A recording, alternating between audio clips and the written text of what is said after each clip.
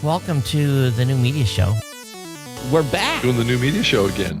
People are actually going to listen to this junk. We do it live. We're live right now. We'll just do it live. We're going live. We're going live. We just can't get enough. The new media show. Let's go. Just do it live. We're going live. We're going live. Bada bing, bada boom. The new media show. We do it live. Just do it live. We're going live. We're going live. We're going live. The new media show. I'm like Adam Curry and you're more like John C. Dvorak. I think I am Adam Curry and you're the old curmudgeon. We do it live. Doing the new media show again. The new media show. Technology. Whew. We make it sound so special. And yes, we are live and lit with new podcast apps from podcastapps.com. Grab yourself one of those finagled podcasting apps. You can watch us live and you can listen live and you can see us live just about everywhere it's possible to consume a video podcast. Rob? That is true, Todd. That is an accurate statement that you have made today. Indeed. And matter of fact, I was said, let's go. And I went over and almost pushed the button and you would have not gotten a stream because I had the max destination set in my Restream dashboard and it would have went the wrong way. So I clicked the right button. Well, here, let me see if it's there. It should be there. So, you should be good. It's there. Yeah. So, yeah. Hey, everybody, welcome to the show. And happy Wednesday to you. Hump day, right? Oh, man. I'm back to the point again. AI took me a year not needing an assistant, but I'm right at the edge again. I'm at the point now where I might actually have to hire somebody. And the thing is, I'm thinking in my head, if I hire someone to be my assistant, it's going to take me 6 months to train them. Yeah, because they probably haven't done all the AI research and the other things. Well, it's just everything. And I'm thinking, where do I put them if I do? Right. Do I hire someone local or do I, I don't know. We will see. But yeah, my head has been underwater for literally the last week and a half. I got home last night about 8:30 and my mom texted me, she said, "Oh, did you stop for dinner?" I said, "No, I didn't leave the office until 8:15 last night." So yeah, I mean, that's what you do, right? When you, when you got too much to do, you just stay and work longer, but, no one cares. Everyone's working hard. So yeah. That's right. Well, especially now, people are really concentrating and working hard now because of just the tight market that we're in right now. But it looks to me like things aren't so tight over at Spotify right now, though. Well, okay. Well, here's the thing. Spotify made some money. Yeah. And we all saw the IB news where they are not going to be certified anymore. And by the word, there is no such word as IB compliant. That's not even supposed to be utilized. And I wish, that's a whole topic in itself. But James claims that I used IB compliant in 2018, and maybe I did, but it was, while we were being certified. Well, but isn't that the terminology that the IAB uses, though? Now, IB so if you certified look at is their artwork, though, it says compliance. Yeah, so whatever the logo says is what it's always been a very confusing the official word, and I guess I should go over and look and actually see. It's so whatever, we are IB certified compliant. And in some ways, if you look at what Spotify has chosen to do here, and even Podbean has chosen to do this too, it kind of plays into that narrative, doesn't it? Well, that we're compliant, but there's 2 or 3 things at play here. Number one, IAB has changed how their membership tiering is priced. It used to be on advertising. Okay, so don't quote me. On revenue. On revenue. Advertising revenue. I think it was gross. And it's not based on that now? Now it's switched to your revenue, corporate revenue. Oh, overall revenue. Yeah, overall revenue. So that takes us all, I think, this next year. This year, I think we paid the same amount. I think whatever that number, I know what the number is. I'm not going to announce it. But next year, depending on your revenue, Mm-hmm. your costs will go up just to maintain membership. And then they brought the cost down on recertification. So again, don't quote me what the recert cost is, and I don't know if I think they've got it publicly published, but it's lower than it's ever been. So in other words, they lowered the recertification cost. Now, Right. we had just, matter of fact, late last week, or even, I don't know, I had sent the Tech Lab a message, hey, send the paperwork over. We want to get started on our recert. And then, of course, this news comes out that Spotify, Chartable, Megaphone Megaphone, Podbean, and Spotify for podcasters. yeah, So that is quite a group of companies inside of Spotify that are no longer going to be considered to be, I guess, certified compliant. So here's the thing to look at on the Spotify side is that you have probably better metrics internally because it's all being done via the app. They can track on the privacy side. They know who you are. They know and this is why I've never been a fan of Spotify is, they know everything about you because you've signed into the account and so they have client Deeper side metrics. They have client side data that they can use that are probably better than any podcast host is going to be able to provide because we don't have no client side data or apps. Basically we have to still use raw download files where anything that's being consumed on Spotify is tracked all the way through. So I'm sure then for Megaphone, it probably has, minimal impact. Chartable, well, they lose their ability to say they're certified, or whatever the official term we're supposed to use. Right. And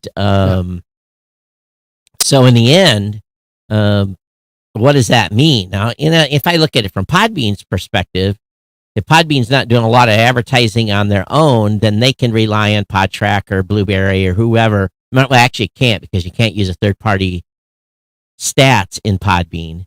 So the people that get screwed on Podbean are really the ones that are doing their own deals. So those podcasters that are doing their own ad deals at Podbean probably will have to look for a new home if they want. If the buyer raises questions about their statistics, which they probably will because it's a question that's asked all the time.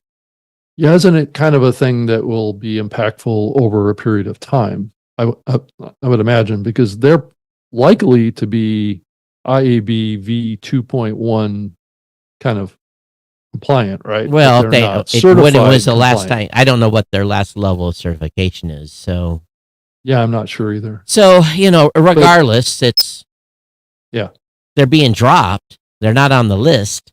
They can say what they want, but it's up to the IAB to determine if they want to come over and say, you can't say that.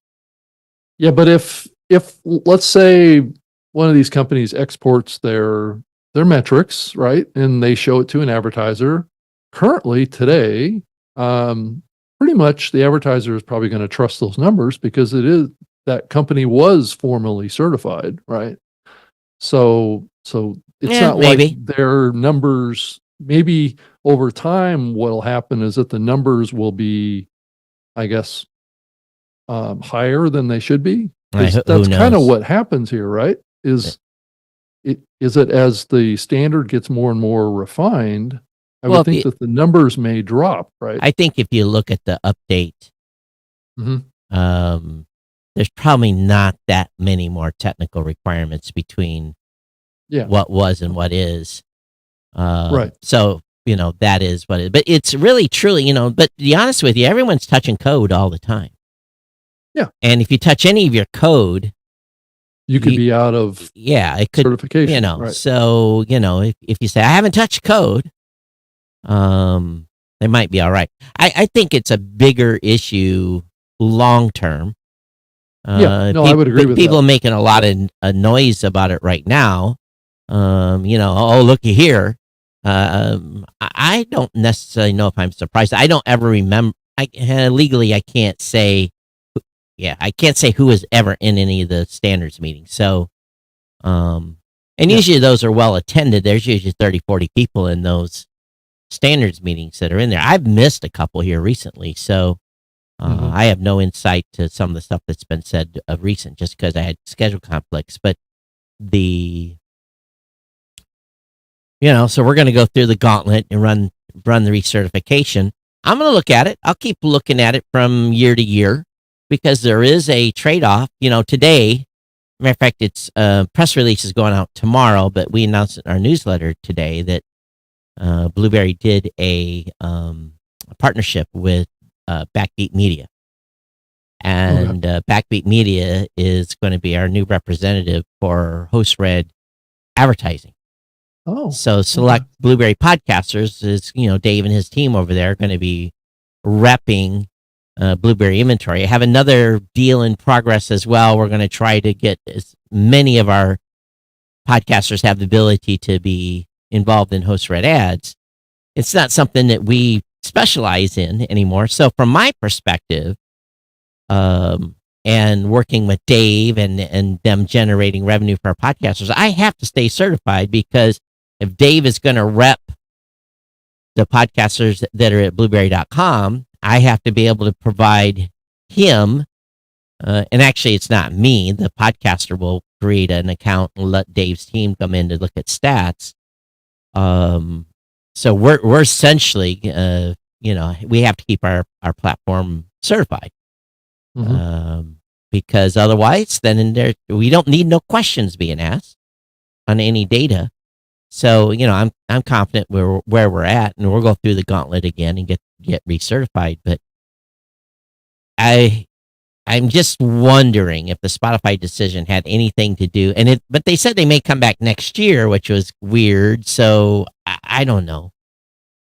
But it means they dropped their membership this year. They didn't pay their dues.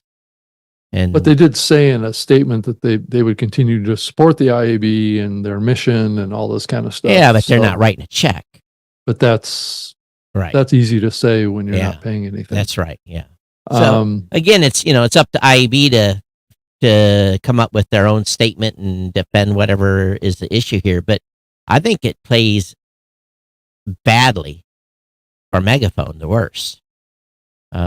We move a lot of matter of fact, I had 2 meetings this week, major big networks, 100 plus shows each that are basically going to move to Blueberry. They're moving off Megaphone.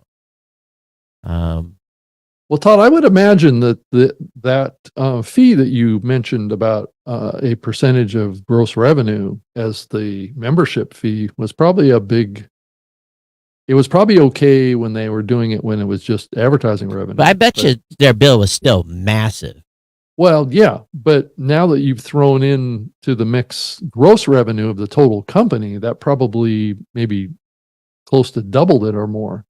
So that may be a little bit of a reason here. And it looks like, even on the advertising side, Spotify is considered to be the largest global digital audio advertising company.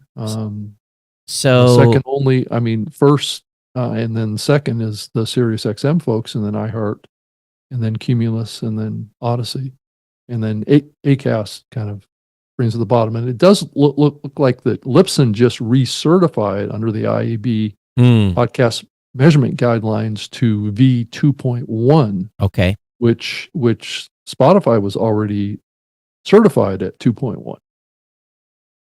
So that may be a little bit of an answer there too. So maybe I might be wrong. So the IAB board approved a new rate card for 2025. Information regarding that was sent out in 2023. All members will be required to report the 2023 digital revenue to calculate 2025 dues. The rate card for non-agency or all the members. So let me see if I can find that. If they have this. Okay, IAB 2025, all other dues rate card. Domestic revenue, $0 to $7 million, $12,000. And if you are 8 to 15. If you're a non-member, it's more expensive. Well, this is for renewals. Annual domestic digital revenue, measurement estimated dues for 2025. So let me show this on the chart. Well, So, what's also interesting, Todd, is that it does appear that the IAB has a certification non-member oh, they do. Absolutely. We option know. Yeah, they do. as well. So Yeah. this pulling back from even being a member of the IAB is really more significant than the certification cost. 'Cause Yeah. the certification cost is what for non-members is about $17,000. But if you're a member, then the math It's all less. math works out. And does it list it on the site? I don't know if it listed on there. What's that? The membership renewal cost. Oh no, I don't see that. Yeah, I don't see again. I only see the certification cost. I have to be careful. Does it say IB member costs for certification or renewal? Correct. It's if you're a member, it's $12,500 For initial. for the first one, and then a renewal is only $62.50. Yeah. Okay. So if it's public land there, I can say it. I knew what the number was. I just didn't want to say it because I couldn't remember if that number was public. So if you think about a $12,000 membership for new, but they're not new. No. Let's say you are a new member, or if Right. your certification lapses, you have to get another initial. So let's say you're at the base level of $12,000 a year for a membership, and the renewal fee is $62.50. So you're in for $18,500 a year just to be part of the IB and to participate in the forums and to get certified. This is going forward. It's an $18,500 ding, ding, ding, ding, ding every year because the renewals, recertifications are going to be required every year after this year.